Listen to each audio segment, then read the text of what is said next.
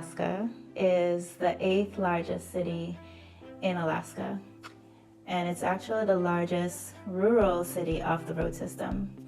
Bethel has a population of 6,325 people, and it's located 400 miles west of Anchorage, which is the most populated city in the state of Alaska.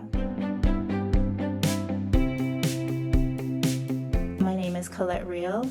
I am a pediatrician, and I have since 2014 worked at the Indian Health Services Hospital in Bethel. I have had the privilege of being a part of the fellowship and ministry of the Bethel Seventh-day Adventist Church since 2014, when my husband and I moved to Bethel, Alaska from Florida.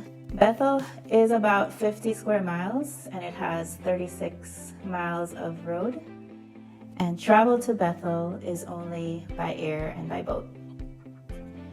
Bethel is the hub for 50 plus Alaska Native villages that is in the Yukon-Kuskokwim Delta region in the state. And this portion of the state covers 42,000 square miles. Commuting to and from Bethel to the villages that Bethel serves occurs by small planes or in the summertime on the Kuskokwim River by boat, or in the wintertime on the Kuskokwim River when it's frozen, and at that point it's the ice road. There are 67% Alaska Natives in the population of Bethel. Most are Yupik Alaska Natives, but also there are Chupik and Athabaskan.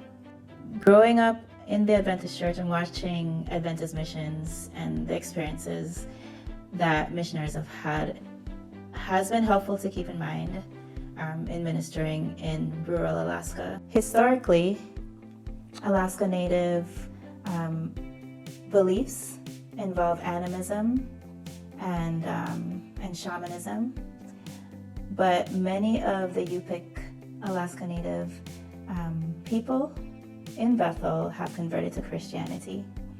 The predominant Christian group are the Russian Orthodox, the Moravian Church, and the Catholic Church, but there are also Protestant churches in Bethel, including our Seventh-day Adventist Church. Over the course of time that I have had the privilege of living in Bethel, I have grown very fond of the community of Bethel. I've enjoyed the friendships that I've made, and as a pediatrician, I've really enjoyed the time I've gotten to spend with the children.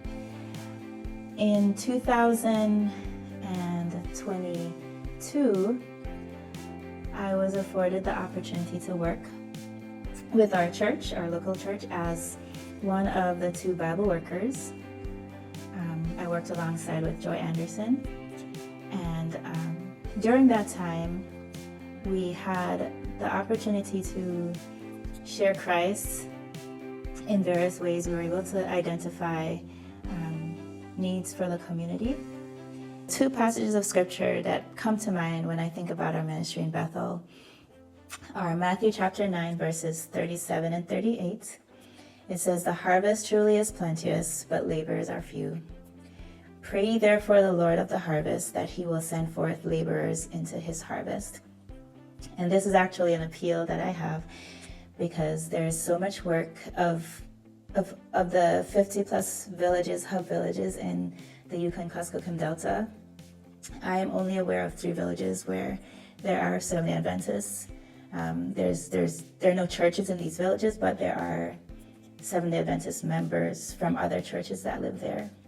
I mean, it is a big mission field, and it's a field that is a very big unreached area. And so I pray that laborers will be, that God will send forth laborers for our area. I'm also reminded of Luke chapter 9, verses 22 to 24, where Jesus said, "The Son of Man must suffer many things and be rejected of the elders and chief priests and scribes and be slain, and be raised the 3rd day. And he said to them all, If any man will come after me, let him deny himself and take up his cross and follow me.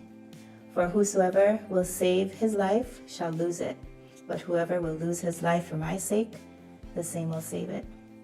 And so, working in Bethel, living in Bethel, ministering in Bethel is not for the faint of heart, but it is, God has many rewards for the ministry in our mission field.